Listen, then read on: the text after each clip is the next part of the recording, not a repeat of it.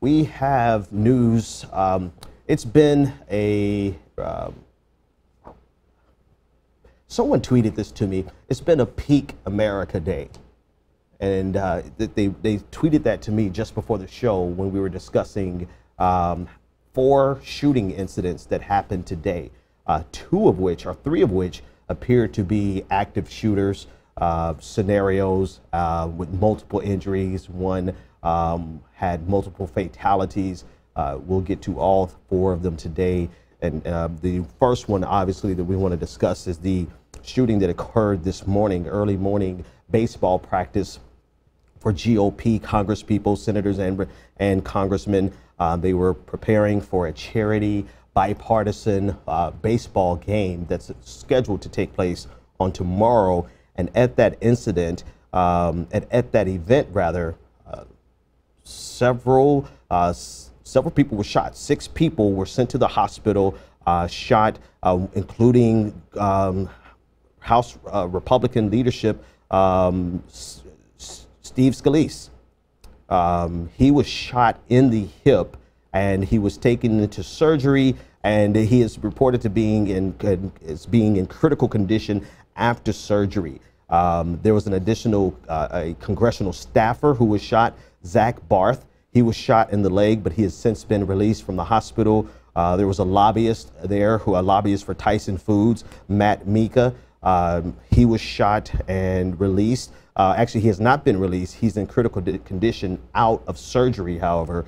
There are 2 Capitol Police officers who were shot, Crystal Griner and David Bailey. Both of them were shot. And then there was an additional representative, Roger Williams, a Texas Republican, who was injured, but he was released from the hospital today. So this happened early in the morning, and it was committed by someone who identified themselves as a fervent Bernie Sanders supporter. There were some reports, I have not seen this confirmed, but there were some reports that the shooter asked if these men out here playing baseball, or these representatives out here playing baseball, whether or not they were Republican or Democrat. And after asking that, this is when the shooter began to shoot. That's an unconfirmed report, but I have seen it from 2 different places. So again, we'll take that piece with a grain of salt. But it has spun a whirlwind of political commentary on political violence, hate speech, and trying to tie hate speech to this individual, to Bernie Sanders, to the progressive movement in general. There was one representative, Chris Collins of New York. He said on WBEN radio station, he said, I can only hope that the Democrats would tone down their rhetoric. The rhetoric has been outrageous. The finger pointing, just the tone and the angst and the anger directed towards Donald Trump, his supporters. Really, then, you know, some people react to things like that. They get angry as well, and you fuel the fires. The same representative said that from now on, he will be carrying a weapon in his pocket going forward. Before we get to all of the political connotations, there are several statements that were sent out today. The first video that we have is of President Trump speaking about the incident, and this is what he had to say. As you all know, shortly after 7 a.m. this morning, a gunman opened fire on members of Congress and their staffs as they were practicing for tomorrow's annual charity baseball game. Authorities are continuing to investigate the crime, and the assailant has now died from his injuries. The FBI is leading the investigation and will continue to provide updates, you all know, as new information shortly becomes available. Okay, so that was a brief statement from President Trump. He went on to describe the condition of Representative Steve Scalise and obviously to wish well wishes towards everyone that was involved in the shooting. There's also a statement, because it came out that this individual was a supporter of Bernie Sanders and that he was a part of the Bernie Sanders campaign. He volunteered for the Bernie Sanders campaign. Bernie Sanders went to the Senate floor today and made a speech not only denouncing violence, but denouncing the individual and any type of political violence for the purposes of for any reason. This is the video of Bernie Sanders. This is what he had to say. Take a listen in. Madam President, I have just been informed that the alleged shooter at the Republican baseball practice this morning is someone who apparently volunteered on my presidential campaign. I am sickened by this despicable act, and let me be as clear as I can be. Violence of any kind is unacceptable in our society, and I condemn this action in the strongest possible terms. Real change can only come about through nonviolent action, and anything else runs counter to our most deeply held American values. I know I speak for the entire country in saying that my hopes and prayers are that Representative Scalise, congressional staff, and the Capitol police officers who were wounded make a quick and full recovery. So that was Senator Bernie Sanders denouncing the shooter, who is 66 years old, James Hodgkinson of Belleville, Illinois. He was a volunteer for Bernie Sanders' campaign. He was vehemently opposed to Donald Trump. Clearly, he took his political ideology and his desires to express it. He took it to the point of attacking congressmen and senators as they practice. And if you saw the video of this man, of the shooting, you could hear almost 2 full minutes of rounds going off. I mean, anywhere between 50 and 75 shots that this man got off firing towards these representatives. And as Senator Rand Paul said this morning, if it was not for Steve Scalise being there, it's very likely that he would have killed many people, because the only security that was there, the 2 officers who were there, Capitol Police, Crystal Griner and David Bailey, they were only there because Steve Scalise is a part of the leadership of the House of Representatives. Other House members do not get a security detail. So had not those 2 officers been there, it's very likely that with all of those rounds, he would have killed probably everyone there. So clearly, it's needless to say that this type of activity, this type of violence is not productive. It should be condemned in the strongest, in every sense of the word. It is definitely something that is not, that should not be a part of the progressive movement, any movement. Now, we'll talk about the political components of this, the political aspects, rather, of this in about 5 seconds. We're going to get to it because there's quite a bit of hypocrisy and virtue signaling that's taking place. But one last statement that I want to share is from Congressman, House Speaker Paul Ryan, and this is what he had to say. My colleagues, there are very strong emotions throughout this House today. We are all horrified by this dreadful attack on our friends and on our colleagues and those who serve and protect this Capitol. We are all praying for those who are attacked and for their families. Steve Scalise, Zachary Barth, Matt Micah, Special Agent David Bailey, Special Agent Crystal Griner. We are all giving our thoughts to those currently being treated for their injuries at this moment. And we are united. We are united in our shock. We are united in our anguish. An attack on one of us is an attack on all of us. So that was House Speaker Paul Ryan speaking before the House of Representatives today. He received a standing ovation, a bipartisan standing ovation from nearly every member of the House. It was a full House listening to him speak. So the political components, the political aspects of this, there are plenty of people, anytime something like this happens, and it's at this point that you've got the news, anytime something like this happens, it's always a jockeying of outrage. And in the first few moments after something like this occurs, there's quite a few people who are waiting to find out, first of all, the race of the shooter, the ethnicity, the religion of the shooter.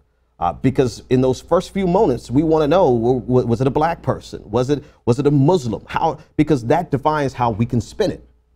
This happens on both sides. And let's be clear, this happens on both sides, right? And so after we find out who they were, we find out who they were politically affiliated with, who they were aligned with.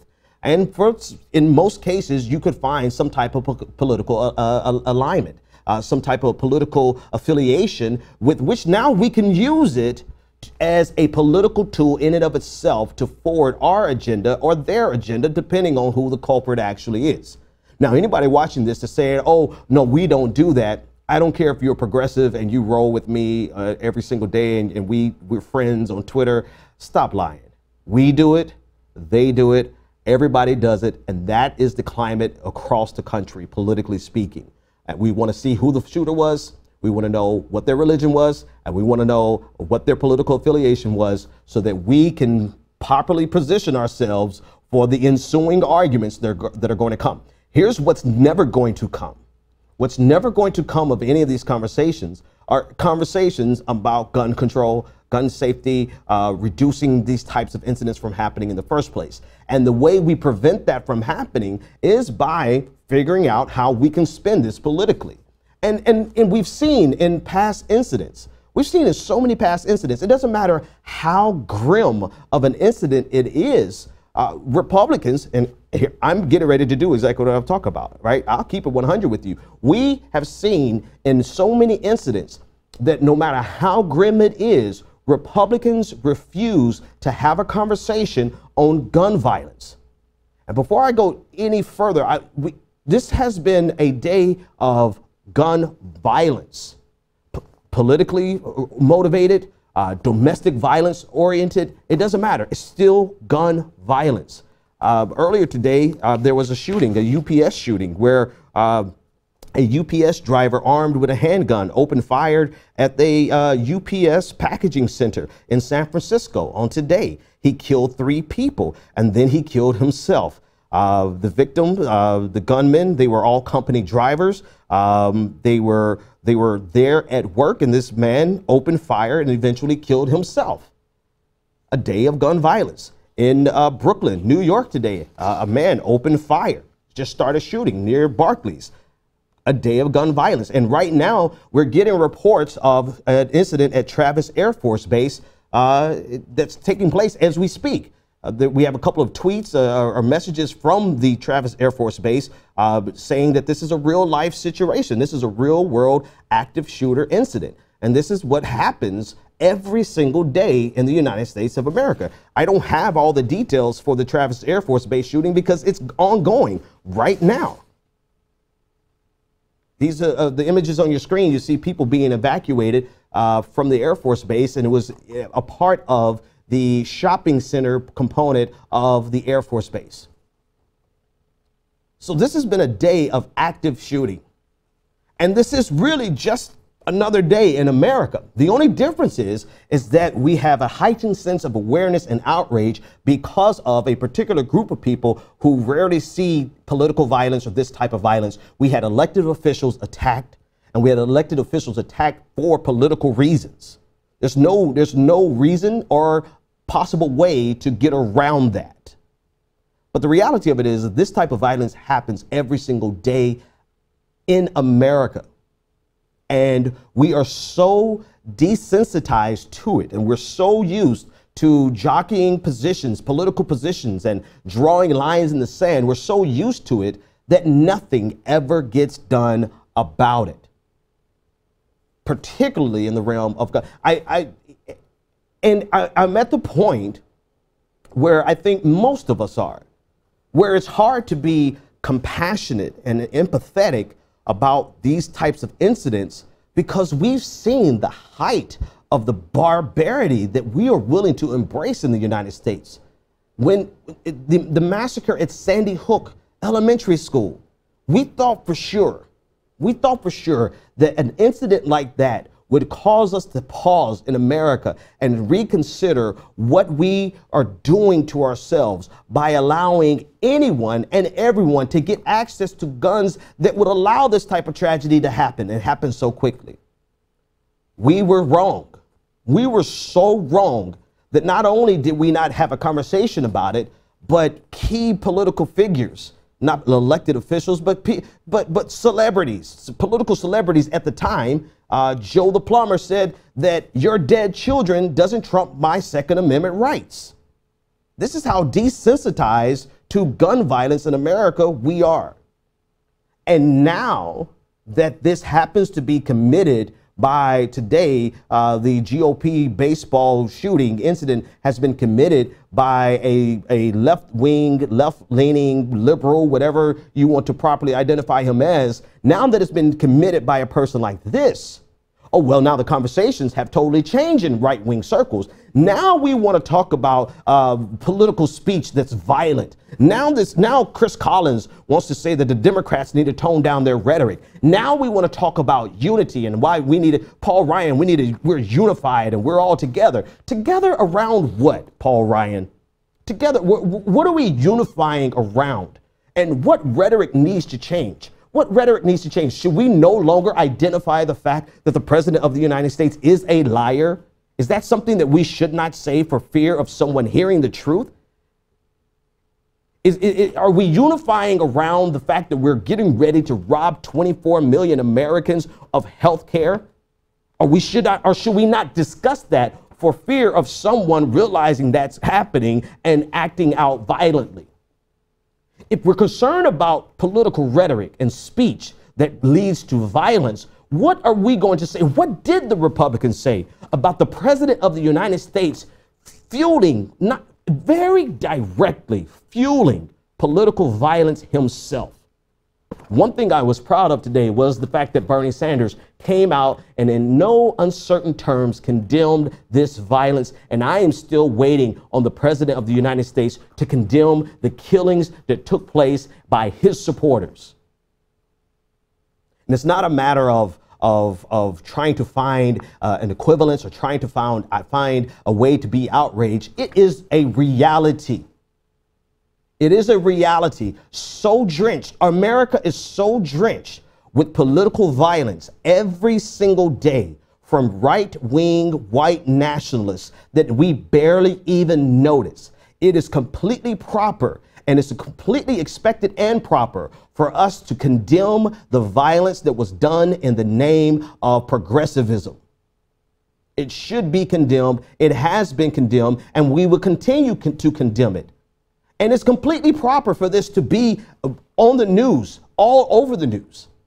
It's completely proper. But you know what else is realistic in this, the reality of our situation here in America? The amount of violence that comes from the right wing of the United States political spectrum is so ubiquitous that we barely bat an eye. We did a story 2 days ago of a neo-Nazi in Florida who had bomb-making materials and weapons in his home, caught dead to rights, red-handed, and the judge in the case released him on bail. This is because it's such a part of our society that we don't even get shocked. We don't even get surprised.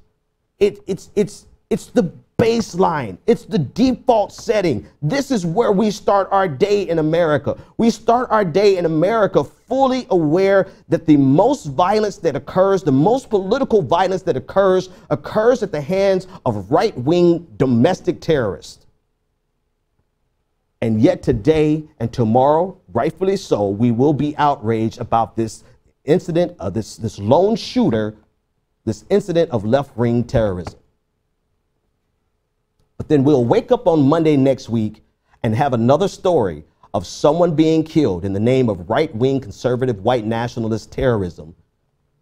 And we'll barely bat an eye because that's our default position here in America.